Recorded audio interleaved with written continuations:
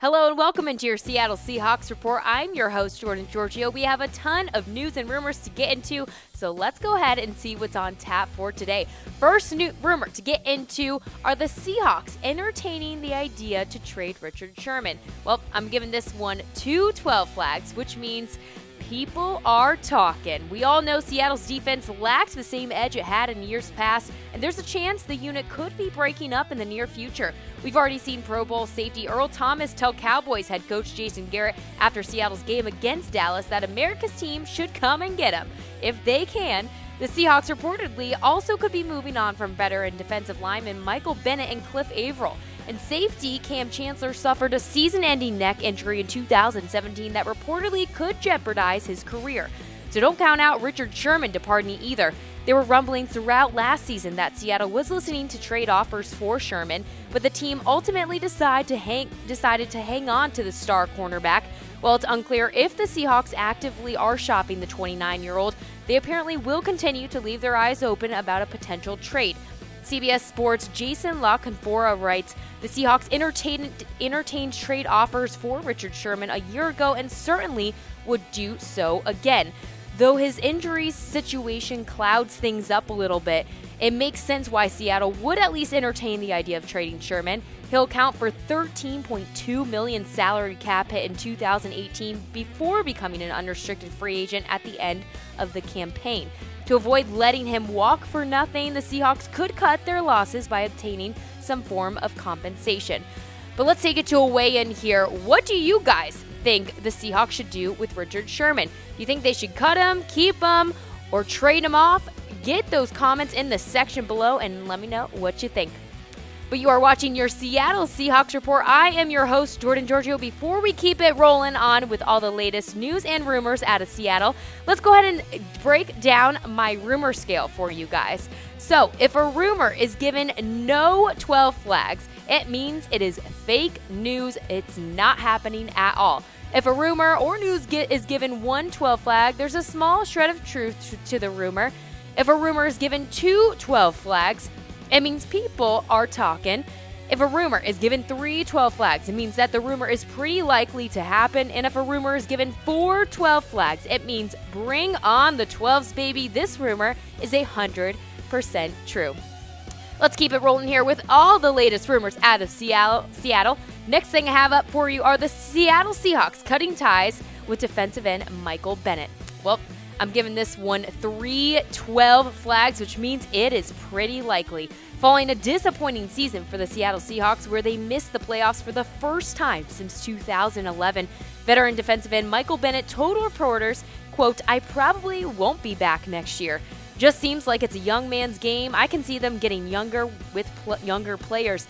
That's part of the game." According to Sporting News' Vinny Iyer, Bennett is right. He's 32 years old, and although he played another full season in 2017, age and injuries just caught up to him. Bennett has a $3 million bonus due on March 18th if he's still on the team. If they cut him now, Seattle will have to take on just over $5 million in dead money in 2018, but none in 2019. They will only save $2 million in cap space, but the additional bonus has to be a factor in as well as the massive savings for the following offseason. Moving on, next rumor I've got for you is Jimmy Graham heading to the Houston Texans. Well, I'm giving this one 12 flags, which means that people are talking. And that person is Houston's very own DeAndre Hopkins. Hopkins posted a picture on Twitter of Graham photoshopped in a Texans uniform and tagged Graham in the tweet. Graham has yet to reply to the tweet, but the move could actually make some sense. Graham will surely be seeking one more big money contract in his career, and the Texans have a lot more cap space available than the Seahawks. Will this really happen? Well, we'll have to wait and see, but people are most definitely talking. Next rumor I got for you guys, do the Seahawks not have any interest in re-signing Eddie Lacy? Well, I'm giving this one 12 flags, which means it's pretty likely. Lacy had an opportunity to land the starting role that was up for grabs, but he never truly showed that he could fulfill that prominent role. Instead, he put up the least productive campaign of his NFL career, rushing for a career low 169 yards and a career worst 2.6 yards per carry with no touchdowns. He also hauled in 6 catches for 47 receiving yards while being held out of the Reds' end zone. On top of that, his disappointing season came to an end after just 9 games due to a groin injury. Although the Seahawks don't have a clear-cut starter in place, Lacy has clearly run his course in Seattle, and this chapter looks like it's coming to a close.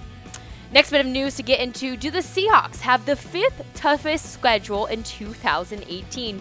Well, I'm giving this one 4 12 flags, which means bring on the 12s, baby. This is true. The Seahawks are tied for the 5th toughest schedule in the entire NFL by win percentage, according to CBS Sports, and that's mostly on the back of the NFC West getting a lot tougher. The Seahawks will also play the NFC North and AFC West, and both those divisions were relatively strong, with their last place finishers being 5-11 in 2017. The Seahawks only have 5 games versus playoff teams.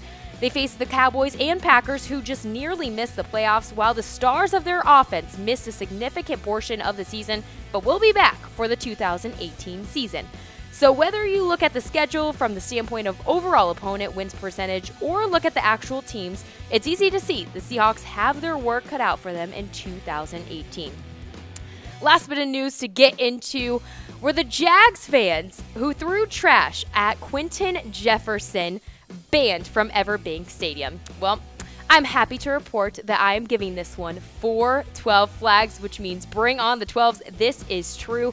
The Jaguars have positively identified 2 people who threw bottles, trash, and other items at defensive end Quinton Jefferson during Seattle's December 10th loss to Jacksonville. The Jaguars staff sent in an email to the Florida Times-Union. These 2 individuals have since received notice that due to severity of the violation of the fan of conduct, they are banned indefinitely.